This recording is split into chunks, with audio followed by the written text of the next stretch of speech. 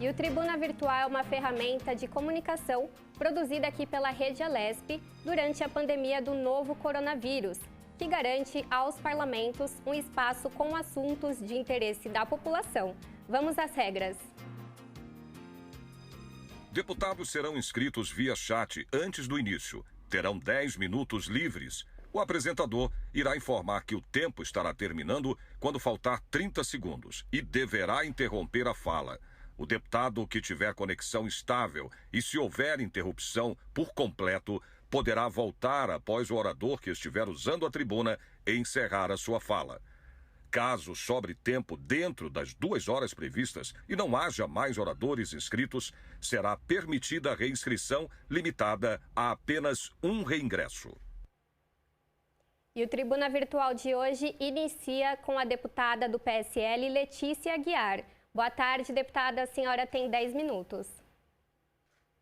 Boa tarde, Carol. Obrigada pelo espaço. Parabéns pela apresentação. A todos da Rede Alesp também envolvidos aí na produção, né, em todo o cuidado para que a gente possa utilizar a tribuna virtual para falar para a população das nossas propostas, o que nós defendemos e de que forma nós estamos trabalhando aqui para representar bem as pessoas. Pois bem, eu quero iniciar falando sobre o mês Maio Amarelo, né? A ministra Damares, a ministra da Mulher, da Família e dos Direitos Humanos, ela iniciou uma campanha de combate ao abuso sexual contra crianças e adolescentes, que é o Maio Laranja, mês marcado pelo combate ao abuso e exploração sexual de crianças e adolescentes. Nós estamos no mês de maio, iniciando o mês, e quando a gente utiliza, né, dessas conscientizações, é porque também, como parlamentares, nós recebemos, né, diversas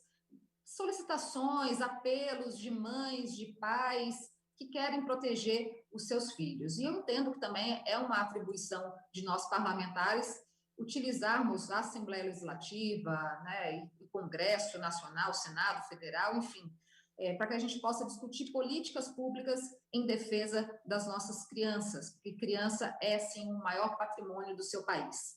Pois bem, eu quero falar para vocês aqui sobre um projeto de lei que apresentei junto com a deputada Janaína Pascoal. Na verdade, a deputada Janaína Pascoal recebeu, em 2019, um apelo de algumas mães da cidade de Araçatuba, denunciando casos de abuso sexual contra os seus filhos dentro do ambiente escolar. De agentes educadores, que são aqueles cargos, né, que foram cargos criados em 2017, para que esses agentes educadores pudessem cuidar das crianças, serem uma espécie de auxiliar dentro do ambiente escolar e seriam responsáveis pela troca, banho íntimo, higiene, troca de fraldas, levar essas crianças para utilizar o banheiro.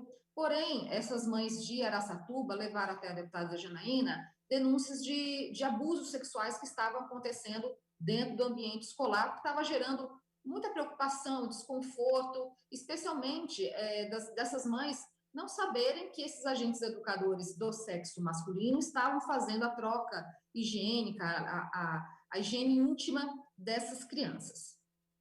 Eu quero falar para vocês que esse projeto de lei, eu assinei em coautoria com a deputada Janaína, é o projeto de lei número 1174 de 2019, confere a profissionais do sexo feminino a exclusividade nos cuidados íntimos com crianças na educação infantil. É um projeto que tem 6 artigos apenas, mas ele tem uma justificativa bem ampla, e se você quiser ter mais conhecimento a respeito dos detalhes desse projeto, está em nosso site www.aquiatrabalho.com, está na primeira página, você vai conseguir acessar o projeto na íntegra e entender por que nós defendemos que esse tipo de cuidado da higiene íntima deve ser feito apenas para mulheres, né? Nós entendemos que o objetivo é proteger as crianças no ambiente escolar, e ouvindo muitas mães e também utilizando as redes sociais, nós fizemos já diversas enquetes perguntando a cada pai, a cada mãe, se ele prefere que esses cuidadores sejam do sexo feminino ou masculino. A imensa maioria pediram, né, que fosse do sexo feminino. 87% foi o resultado da nossa enquete favorável a que sejam agentes educadores do sexo feminino. É importante destacar que isso está na justificativa, vou até ler aqui para vocês, que a lei ora proposta não implica dizer que todos os homens são abusadores. Muito ao contrário, sabe-se que há homens e também mulheres abusadoras. sendo certo que os abusos não se restringem ao âmbito sexual. No entanto, até em virtude de que os abusos praticados por homens terem efeitos mais danosos, em regra, os registros de estupro de vulneráveis mostram autores do sexo masculino. Eu tenho certeza que aqueles homens que são de bem, decentes, né? Eu quero aqui até usar o exemplo do meu saudoso pai, que sempre foi um homem muito honrado, de caráter. Os homens de bem, que são agentes educadores, não ficarão ofendidos em eles não exercerem mais essa função, que eles podem exercer outras funções dentro do ambiente escolar. Mas nós entendemos, ouvindo essas mães, e agora, recentemente, aqui em São José dos Campos, nós recebemos 6 mães que vieram trazer a nós denúncias de que seus filhos e filhas de 3 anos de idade, 4, 5, 6 anos de idade, estão sendo abusadas sexualmente dentro do ambiente escolar por agentes educadores do sexo masculino. Qual que é o nosso objetivo? Não que não possa acontecer com agentes educadores do sexo feminino, mas o nosso objetivo é evitar, é proteger a criança dentro do ambiente escolar e o pai e a mãe ter a certeza que vai deixar o seu filho na creche, seja uma creche municipal, uma escola estadual, tempo integral, e o seu filho vai estar resguardado e preservado. Nosso objetivo é reduzir as possibilidades de dano a essas crianças. Portanto, eu tenho conversado bastante com a deputada Janaína, né, autora do projeto, que me convidou para ser coautora, para que nós pedíssemos um requerimento de urgência pelo projeto. Nós estamos no mês Maio Amarelo, que é o mês contra o abuso sexual de crianças e adolescentes, né? Não apenas no ambiente escolar, mas também no ambiente familiar, seja onde for, criança tem que ser criança, tem que ser preservada, mas nós temos, né, os poderes constituídos têm que trabalhar para preservar o bem maior da nossa nação, que são as crianças. Por isso, fica o meu apelo a todos os parlamentares, à Casa, à Assembleia Legislativa, que dê uma atenção especial ao tema, a esse projeto, para que a gente possa dar a garantia e segurança para as mães que as possibilidades de qualquer tipo de abuso serão reduzidas através desse projeto de lei 1174 de 2019. Eu quero destacar, né, que quando recebi essas mães aqui de São José dos Campos com essas denúncias, inclusive algumas já estão em processo judicial contra escolas municipais aqui de São José dos Campos, com provas contundentes, né, com provas sérias de abusadores, que são esses agentes educadores, que utilizam do ambiente escolar, desse contato íntimo com as crianças, para abusá-las. Então, a gente não tem como não ser solidário, eu como mãe, como mulher, como parlamentar, ouvindo o desespero, os relatos dessas mães, os traumas causados, né, diante de um abuso contra essas crianças, não apenas na criança, mas todo no ambiente familiar, o constrangimento, enfim, são traumas que podem ser levados por toda a vida, crianças estão sendo acompanhadas por psicólogos, a família também. Então, se nós temos a possibilidade, né, de reduzir o dano, de proteger as nossas crianças através de uma proposta como essa, o ideal seria até que uma proposta como essa não fosse necessária, porque é óbvio que o ambiente escolar deve ser um ambiente de proteção a qualquer criança e adolescente, mas tendo em vista tudo que tem ocorrido, essas denúncias que têm chegado para nós cada dia mais, e toda vez que nós tocamos no tema, ou falamos aqui, ou discutimos o projeto, ou sai alguma coisa em nossas redes sociais, imediatamente diversas mães, pais nos procuram para falar relatos do que eles estão vivenciando também. Recentemente, aqui recebendo o nosso gabinete em São José dos Campos, teve 2 mães que desconheciam que seriam agentes educadores do sexo masculino que estavam fazendo os cuidados íntimos, a limpeza íntima, banho, troca de fralda, é uma informação que elas nem tinham, né? E é importante que todas as mães, pais, tenham conhecimento e possam acompanhar, né, a vida escolar do seu filho, acompanhar os cuidados que seus filhos estão tendo dentro das escolas, sejam elas estaduais, municipais ou até mesmo as creches. Portanto, eu faço um apelo aqui, conversei com a deputada Janaína, que está bastante empenhada nisso, para que a gente faça realmente uma urgência no pedido desse projeto, para que ele seja discutido, para que a gente fale sobre isso e para que os parlamentares, que assim como nós, como eu, a deputada Janaína, entendem que a criança no ambiente escolar precisa estar protegida, que nós podemos utilizar de um projeto como esse para ter mais garantias da proteção dessas crianças e dessas famílias, que nos ajudem a aprovar esse projeto, número 1174 de 2019. Estou me empenhando também, conversando com outros parlamentares, utilizando a tribuna virtual, conversando com mães, falando com as pessoas, para que a gente possa, em vez de ser polêmico o assunto, né, mas nós estamos falando de criança. Criança é o bem maior do nosso país, precisa ser protegida, e nós temos o dever de cumprir isso através da nossa atuação parlamentar. Portanto, eu peço aos nobres pares, a toda a Assembleia Legislativa, que discuta esse projeto, que a gente possa construir juntos e ser bem-sucedidos na aprovação desse projeto 1174 de 2019, que confere a profissionais do sexo masculino, confere aos profissionais do sexo feminino a exclusividade nos cuidados íntimos com crianças, na educação infantil, e traz outras providências. São 6 artigos, uma justificativa bem ampla, que explica em detalhes a importância desse projeto em proteção das nossas crianças. Muito obrigada. Obrigada, deputada. Essa foi a deputada do PSL, Letícia Aguiar. A gente segue com o próximo participante, que é o deputado Carlos Gianazzi, do PSOL. Deputado? Deputado, boa tarde. O senhor tem 10 minutos. Boa tarde. Deputadas, deputados, telespectador da TV Assembleia, eu quero, entre tantos assuntos de hoje que eu tenho para tratar aqui na tribuna virtual, o primeiro deles é referente ao processo de perseguição e de criminalização em curso na Prefeitura de São Caetano do Sul. Já tinha denunciado aqui a perseguição à professora Catarina Troiano, professora da rede municipal São Caetano, que está sendo perseguida pelo secretário municipal de educação, porque ela se manifestou nas redes sociais contra a volta às aulas, né, utilizando a liberdade de expressão.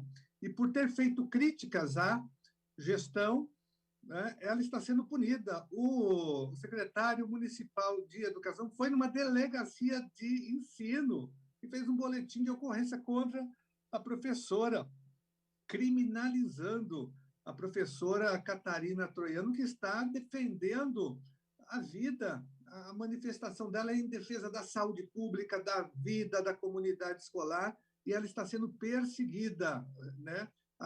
Sendo vítima de um processo criminal. Olha que absurdo! O secretário da Educação pessoalmente abriu um processo contra uma educadora, uma professora que defende a vida. Mas não bastando isso, na mesma prefeitura, há uma outra perseguição em cima da professora Gisele Giampaoli, professora de Sociologia do Colégio da Universidade Municipal de São Caetano do Sul. Lá na São Caetano tem uma autarquia, que é essa universidade, com o colégio, e a professora também que defende o fechamento das escolas, como todos nós. Hoje é um movimento no Brasil inteiro, né? E essa professora, por se manifestar criticamente contra a reabertura das escolas e as aulas presenciais, porque todos nós sabemos que a escola é um ponto de contaminação, local de contaminação, né? Tem estudos mostrando isso, e abrir as escolas agora, com as aulas presenciais, significa aumentar a contaminação, né? E colocar em risco a saúde e, sobretudo, a vida, não só dos profissionais da educação, mas de toda a comunidade escolar. E a professora Gisele, professora de Sociologia do Colégio da Universidade Municipal de São Caetano, que é uma autarquia, também está sendo perseguida.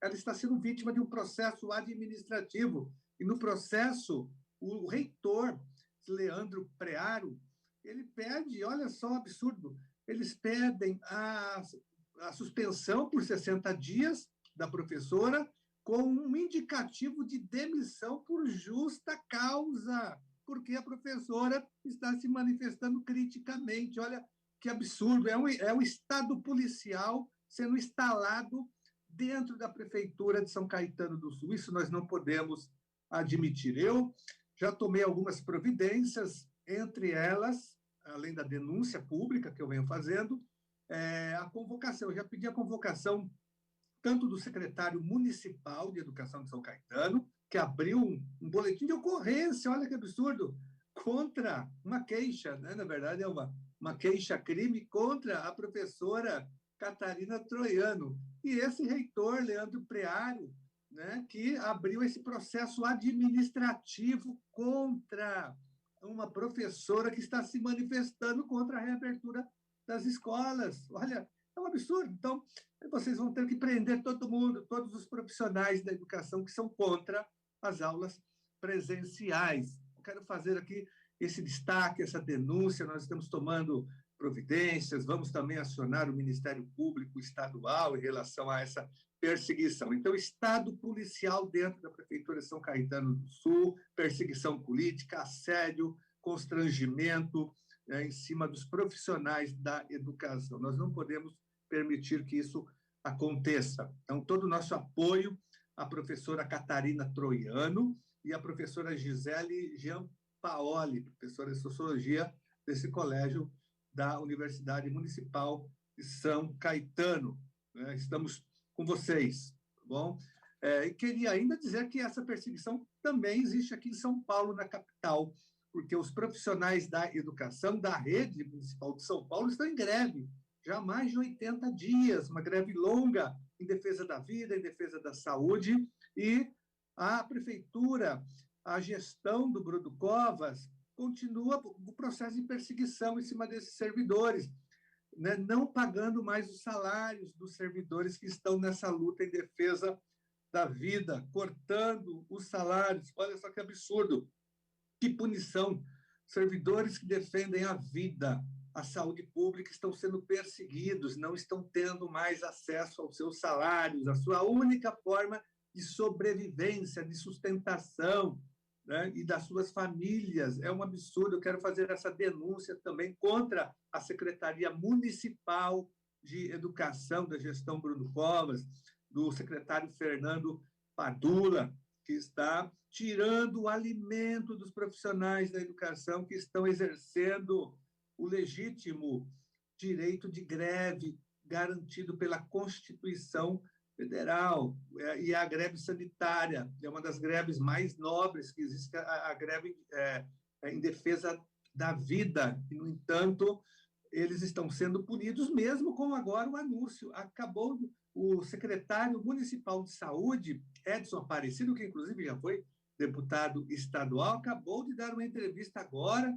dizendo o seguinte: pode ser a terceira onda. Ele está admitindo que vem aí uma terceira onda, que está aumentando a taxa de ocupação de leitos de UTI na capital. Ele estava, está chegando aí a terceira onda, né? E nós estamos já nos preparando, importando o kit de intubação, os remédios, o oxigênio, autorizando as OS a comprarem os equipamentos necessários para entubar as pessoas. Olha a situação. Então, o secretário da Saúde já anunciou a terceira onda, e, no entanto, eles mantêm as escolas abertas para continuar a contaminação, né?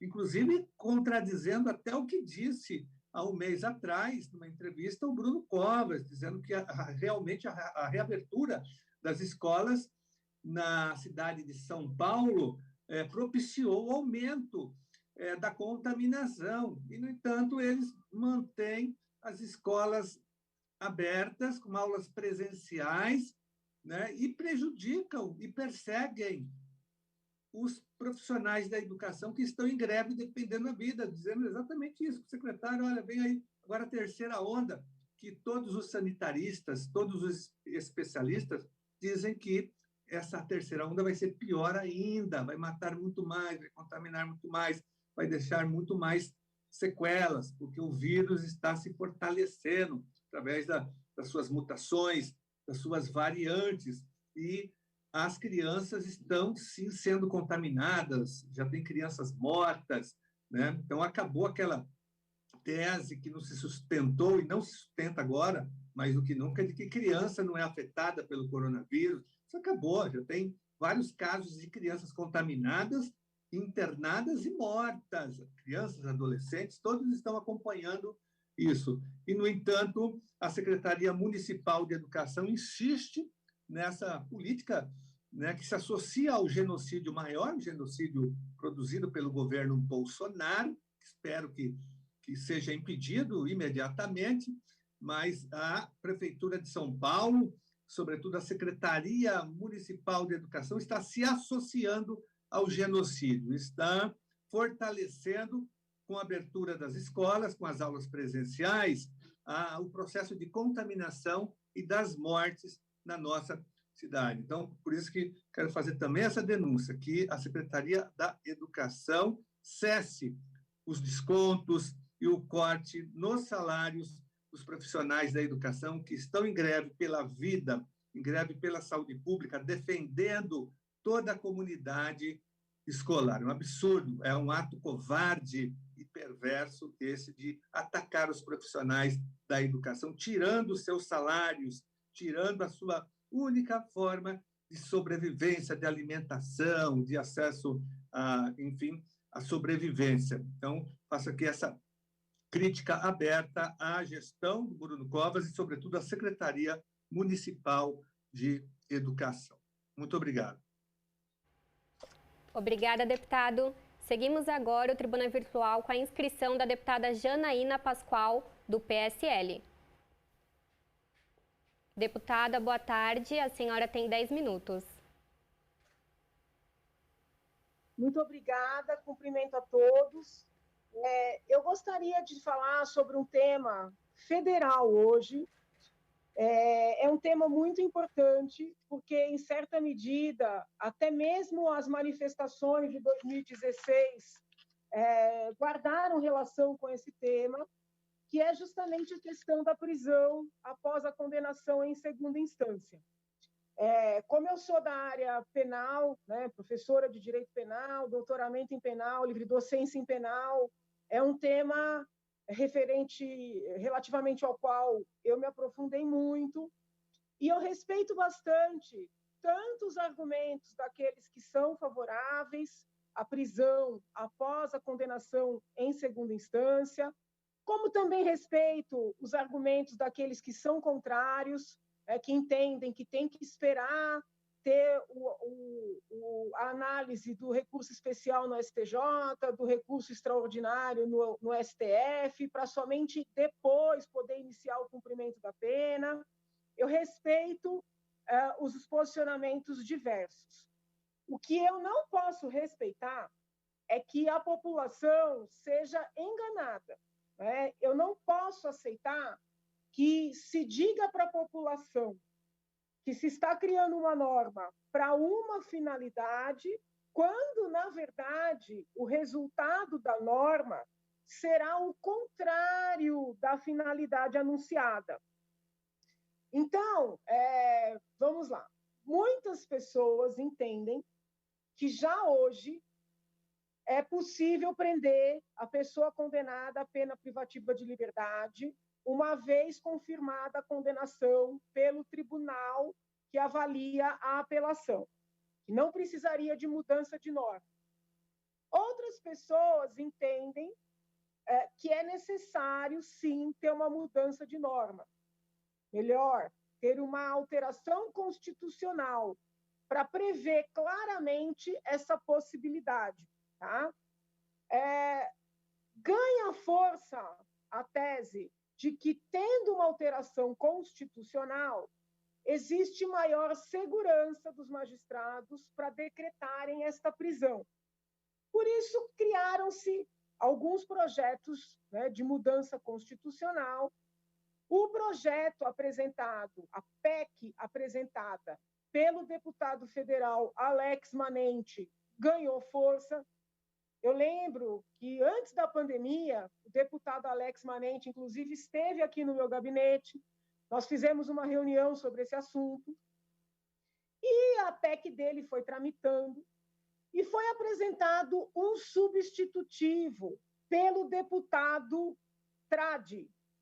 Como são dois irmãos Tradi, eu vou falar só o sobrenome, que eu sempre troco os irmãos. Mas foi apresentado um substitutivo pelo deputado Tradi, tá? Alterando significativamente a proposta inicial, e este substitutivo ganhou força, ganhou muita força dentro do Congresso Nacional.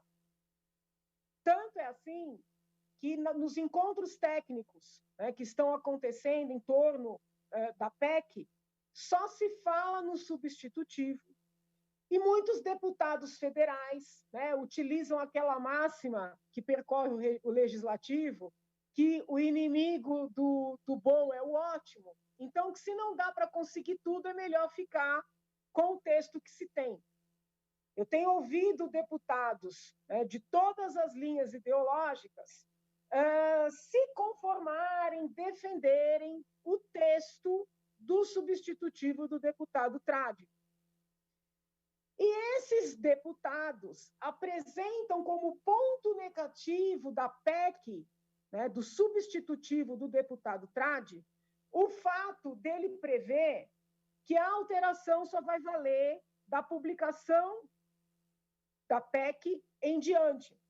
Então, os críticos do substitutivo do deputado Tradi implicam com o momento da vigência da alteração. Eles defendem que deveria valer para trás também, não só da aprovação em diante. Data vênia. Essa é uma discussão de segunda importância. Porque enquanto os analistas se perdem, né, nesse debate, se deve mudar, se não deve mudar, se deve vigorar a partir do momento da publicação, se deve vigorar para trás, né? Está passando um jabuti de um tamanho que eu digo aos senhores, que eu nunca vi na minha vida. E olhem que eu acompanho o processo legislativo federal desde a época que eu era estudante de direito, né? Porque eu sempre defendi na universidade que o jurista, né, aquele que se dedica ao direito, não importa em que papel, se é como advogado, se é como juiz, se é como promotor, se é como professor, se é como estudante, se é como pesquisador, que ele tem o dever de se debruçar sobre os projetos de lei, porque é muito comum, né, o jurista criticar a lei, mas se eximir de participar do processo legislativo. Então, eu tenho muita experiência, né, em acompanhar o processo legislativo e, infelizmente, já vi muito jabuti. É um termo não técnico, né? O que é o jabuti? Você apresenta um projeto que tem ali uma ementa dizendo uma coisa, só que o texto do projeto prevê outra. Muitas vezes o projeto tem alguns artigos muito bons, mas no meio desses artigos tem um parágrafo horrível. E não raras vezes esse parágrafo trata de um tema diferente do tema que é anunciado. E, pasmem, às vezes esse tal parágrafo prevê o contrário do que é anunciado. Em certa medida, é o que está acontecendo no substitutivo apresentado pelo deputado Tradi, é o Fábio Tradi. Você tem dois Tradis. Esse substitutivo é o deputado federal Fábio Tradi, que foi apresentado no projeto originalmente protocolizado pelo deputado federal Alex Manente. Que jabuti é esse? Quando o substitutivo altera os artigos 102 e 105 da Constituição Federal, o substitutivo cria novas hipóteses de recursos ordinários. Se os senhores que estão acompanhando tiverem curiosidade, abram os artigos 102 e 105 da Constituição Federal. O artigo 102 prevê as hipóteses de atribuição de competência do STJ, do Supremo Tribunal Federal, do STF. O 105 prevê a competência do STJ, tá? Superior Tribunal de Justiça. Vocês vão perceber que esses dois artigos falam do HC, do mandado de segurança, no caso do 102, do recurso extraordinário, no caso do 105, do recurso especial. Pois bem, eles prevêem um recurso ordinário. No caso do 102, o projeto está prevendo uma novidade no recurso ordinário. Porque se o cidadão for condenado num tribunal superior, ele vai ter direito a um recurso ordinário para o Supremo Tribunal Federal.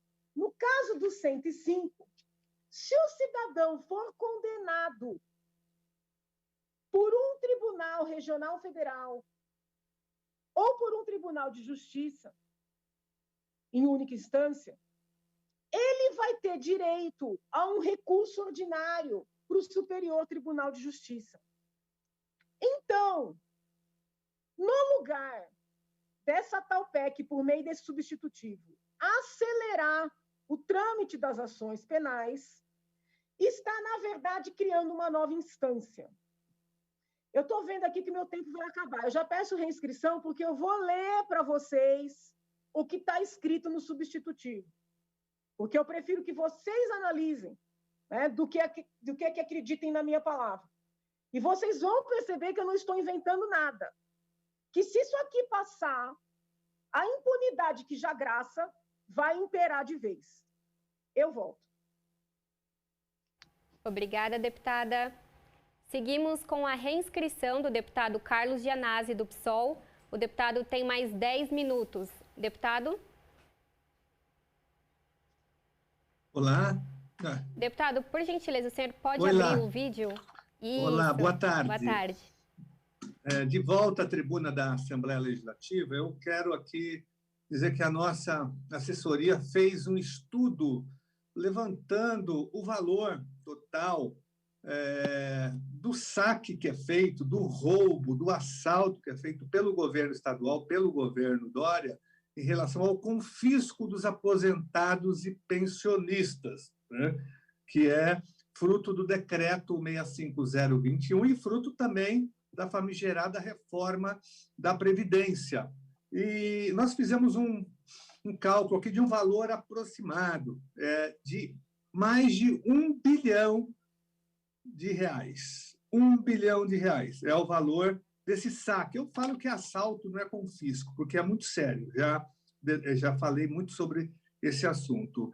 E esse é o valor, é um pouco mais que isso, mas vamos ficar em R$1 bilhão para que as pessoas possam entender melhor a gravidade da situação. Então, os aposentados estão sendo saqueados, né? Estão sem acesso aos remédios, à alimentação, aos tratamentos médicos que são feitos, estão sendo imensamente prejudicados, passando necessidades e privações por conta desse assalto, desse confisco. Por isso que nós estamos nessa luta para revogar o decreto, né? Eu apresentei o PDL número 22, que já foi aprovado nas comissões, tem parecer favorável, entrou em votação, foi retirado por uma emenda de plenário, mas ele tem que voltar imediatamente para que a Assembleia Legislativa faça justiça, faça uma reparação, ficando do lado dos aposentados e pensionistas. Mas esse valor ele é importante de ser analisado, porque quando o governo aprovou a reforma da Previdência e depois aprovou também aquele famigerado PL 529, o governo argumentou nos dois casos que se tratava, né, de uma medida para conter gastos, porque o Estado estava em crise financeira. Essa foi a principal argumentação sobre déficit, né, orçamentário, mas, no entanto, queria trazer outros dados. Primeiramente, que no ano de 2020 não terminou com crise fiscal. Nós terminamos, aliás, com superávit fiscal de quase 8 bilhões de reais. Foram 7 bilhões e 800 milhões de reais que nós tivemos de aumento de arrecadação. Isso porque 2020 foi o ano também da pandemia, né? E hoje nós temos em caixa 17 bilhões de reais. Olha só, não vejo crise fiscal. E o próprio governador Dória recentemente escreveu um artigo na Folha de São Paulo, em Tendências e Debates, para fazer propaganda desse famigerado projeto, que é um fake news, Bolsa do Povo, que ele tenta vender como renda emergencial, dizendo que São Paulo não está em crise. E reafirmando o que eu estou dizendo. O próprio Dória diz no seu artigo na Folha de São Paulo, de 2 semanas atrás, de que São Paulo não vive crise financeira. Olha que absurdo, né?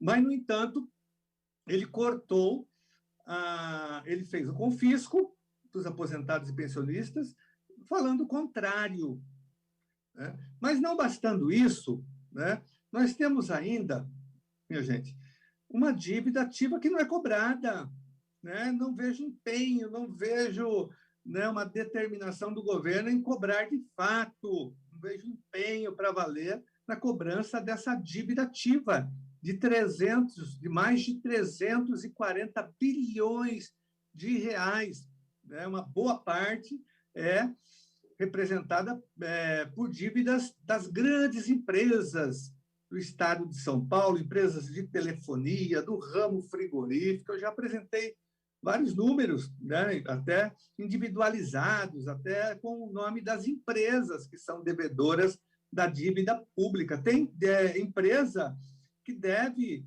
sozinha 3 bilhões de reais, né?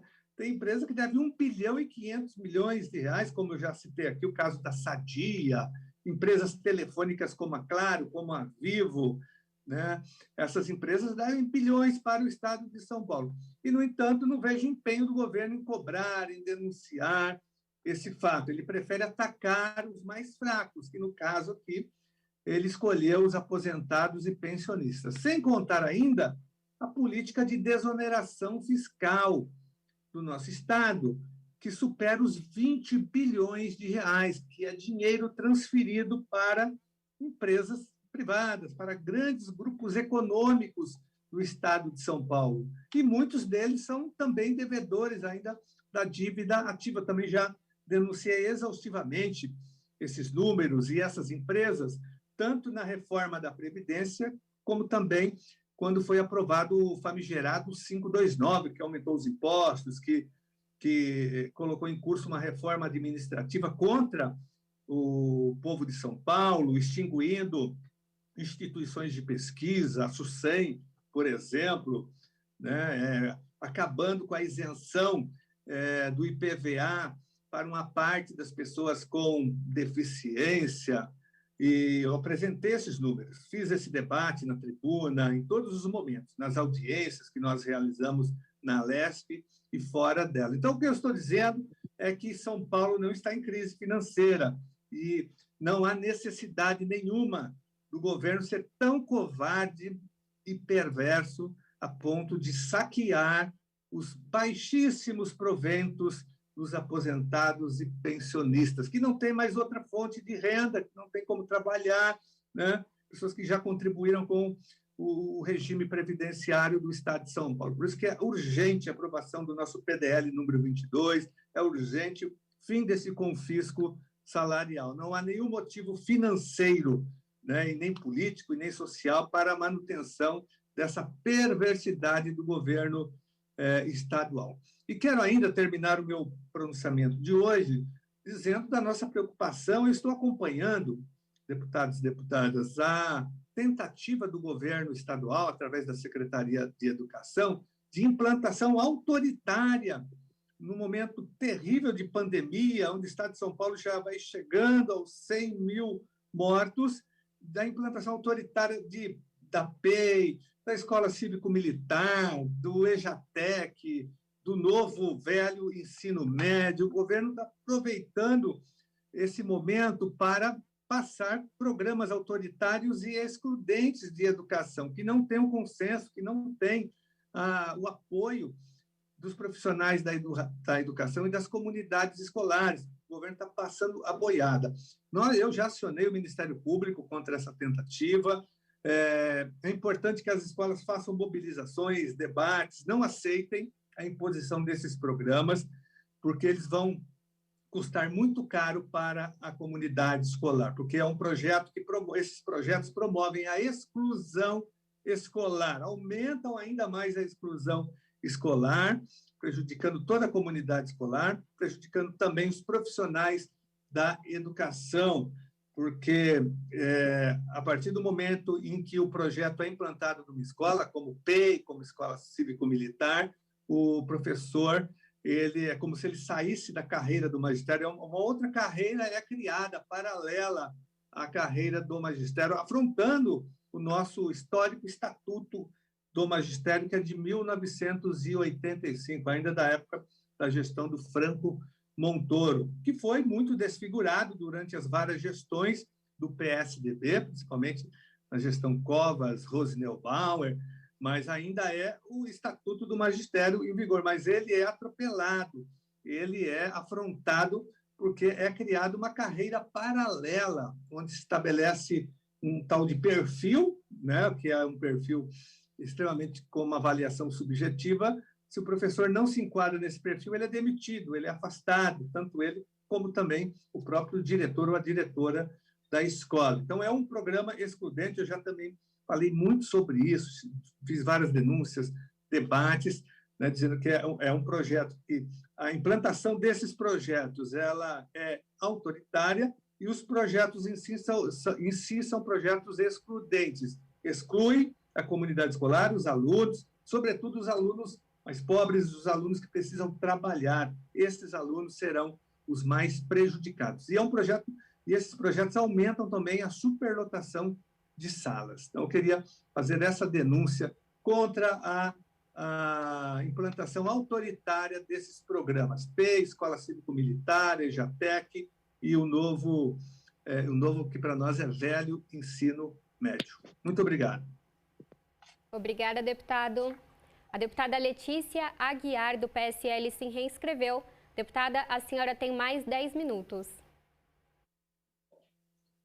Muito obrigado. Retorno a essa tribuna, porque eu gostaria de fazer uma menção a uma pessoa muito importante da nossa região, aqui da região do Vale do Paraíba, do Vale Histórico, que é o padre Jonas Abib, fundador da Canção Nova. Para quem não conhece, a Canção Nova é um pedacinho do céu que foi criado pelo padre Jonas Abib, com o objetivo de evangelizar, de levar fé para as pessoas. E após 2 anos que ele fundou a Canção Nova, ele também iniciou o trabalho de rede de comunicação, rádio, televisão, com o objetivo de levar a mensagem de Deus para as pessoas.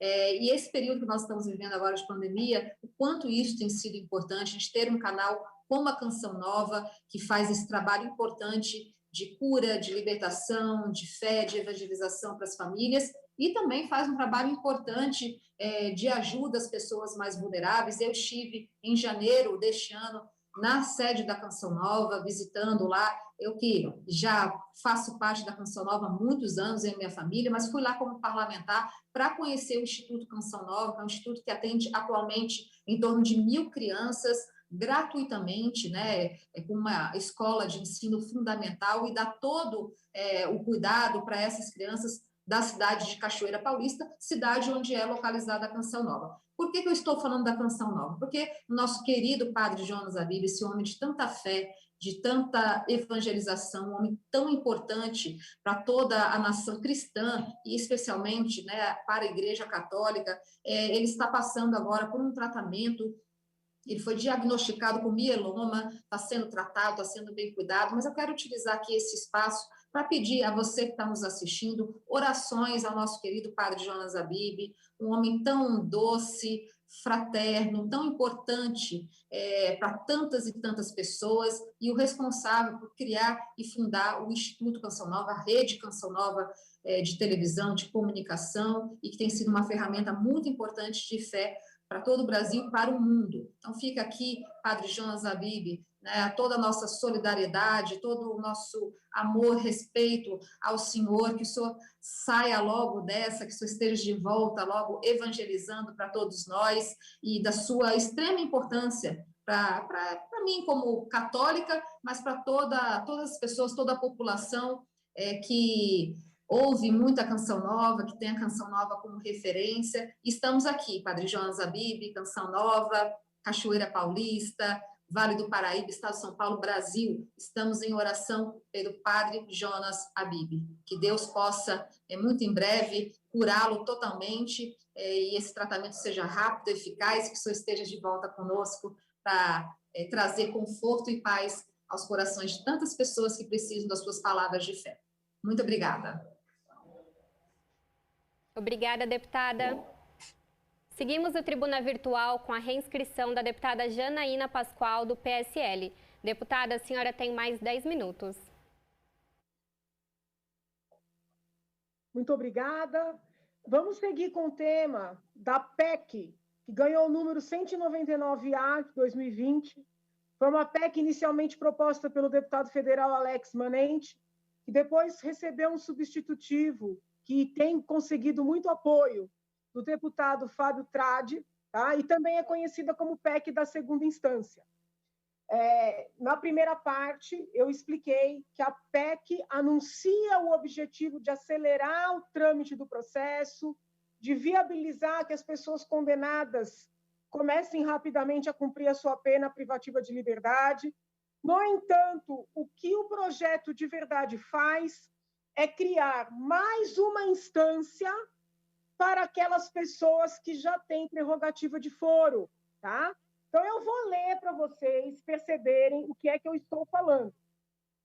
Hoje, no artigo 102, nós temos uma lista de competências do Supremo Tribunal Federal, tá?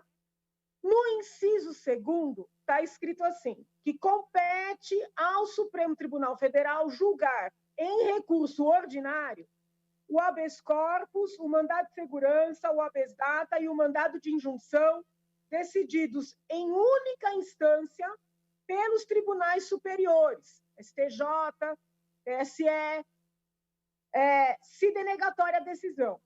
O crime político, ponto, só prevê recurso ordinário para o STF nesses dois casos, letras A e B. Se a PEC do deputado Fábio Tradi for aprovada, vão criar duas novas letrinhas nesse inciso. Letrinha C e letrinha D. Olha o que está escrito nas letrinhas. Que vai competir ao Supremo Tribunal Federal julgar em recurso ordinário também as ações penais decididas em única instância pelos tribunais superiores. As ações penais em que os tribunais superiores, em sede de recurso ordinário, reformaram a absolvição para condenar o réu. Eu vou dar um exemplo. Vamos imaginar que o Superior Tribunal de Justiça condene um governador por um crime, por exemplo, crime de corrupção.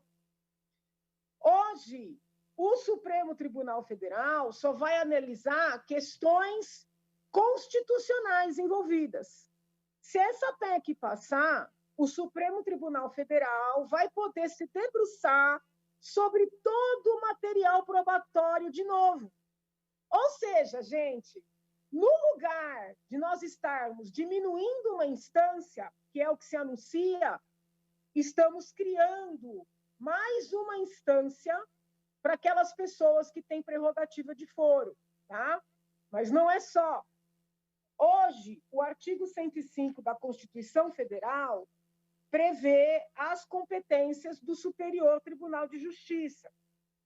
Compete ao Superior Tribunal de Justiça. Aí tem uma lista de competências. No inciso 2º, está escrito assim, julgar em recurso ordinário os habeas corpus decididos em única ou última instância pelos tribunais regionais federais ou pelos tribunais dos estados, do Distrito Federal e territórios, quando a decisão for denegatória. Os mandados de segurança decididos em única instância pelos tribunais regionais federais ou pelos tribunais dos estados, do Distrito Federal, dos territórios, quando denegatória.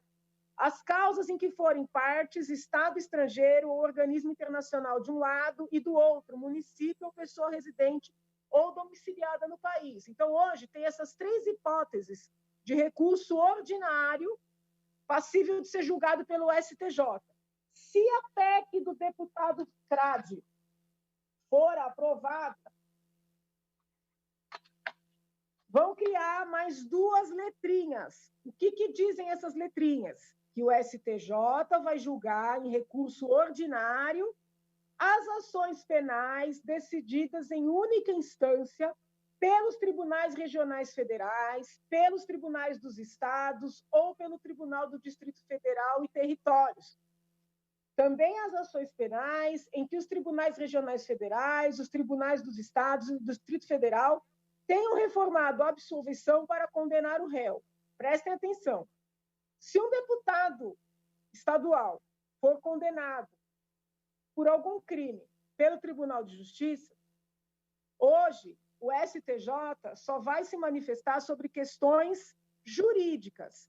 Se aquela lei em que se baseou a condenação, se ela é uma lei coerente com o nosso ordenamento, se a interpretação que foi dada àquela lei é admitida pelo STJ, ou seja, questões jurídicas. Se essa PEC for aprovada, o STJ vai poder se debruçar sobre todas as provas produzidas perante, por exemplo, um Tribunal de Justiça, ou no caso de alguém condenado por um Tribunal Regional Federal, um magistrado, por exemplo, que tenha sido condenado por um Tribunal Regional Federal por vender sentença, né? O STJ vai se debruçar sobre todas as provas. Percebam, estão criando uma nova instância. Na letra E, ainda mais grave. Pense numa pessoa que foi processada em primeira instância, absolvida. Aí o Ministério Público recorre para o tribunal. O tribunal condena. Quando isso acontecer, vai criar um recurso ordinário para o STJ. Eu vou ler de novo. Ações penais em que os tribunais regionais federais, os tribunais dos estados e do Distrito Federal e Territórios reformaram a absolvição para condenar o réu. Eu volto ao início da minha fala, né, na intervenção anterior. Se alguém, se o deputado Fábio Tradi, ou os deputados que o estão apoiando, pelo que eu entendi, a deputada Bia Kicis também está apoiando o deputado Fábio Tradi. Eu até mandei uma mensagem para ela, não recebi resposta. Se a deputada Bia Kicis, se o deputado Fábio Tradi, se os demais deputados federais que estão apoiando esse substitutivo vierem a público defender o que está escrito aqui, eu vou respeitar. É um direito do deputado, como é um direito de todo cidadão, lutar por suas convicções, defendê-las e, eventualmente, convencer os pares e ter a proposta aprovada. O que eu não posso admitir, e por isso também não posso respeitar, é que a imprensa inteira, confiando nas manifestações desses parlamentares, que a imprensa inteira esteja anunciando que a PEC da segunda instância está para ser votada e aprovada, como se isso implicasse reduzir, o longo tempo dos processos penais, como se isso implicasse antecipar o início do cumprimento da pena, em especial a pena privativa de liberdade, sendo que o texto real vai trazer o contrário. Porque aí, gente, com todo respeito, parece, não estou dizendo que seja, desonestidade. Porque os movimentos sociais que apoiaram o impeachment, que apoiaram a Lava Jato, por óbvio, vão apoiar essa PEC. Mas vão apoiar porque estão achando que ela vai ao encontro do que eles pediram nas ruas. E, na verdade, ela vai de encontro.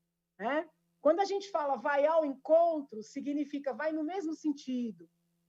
Quando a gente fala vai de encontro, significa vai no sentido contrário. Então, eu peço encarecidamente que os parlamentares que estão apoiando essa PEC, que eles se manifestem, para que eles expliquem para o povo se é isso aqui que eles estão querendo fazer, por que é que estão querendo fazer e por que estão anunciando como se fosse o contrário. E, como já fiz nas redes sociais, me voluntario a participar de um debate com qualquer um deles, um debate técnico, respeitoso, sobre o tema, em que a única exigência que eu vou fazer é que eles digam a verdade. É isso. Muito obrigada. Um bom resto de tarde a todos. Saúde. Obrigada, deputada. E o Tribuna Virtual faz um rápido intervalo, não saia daí.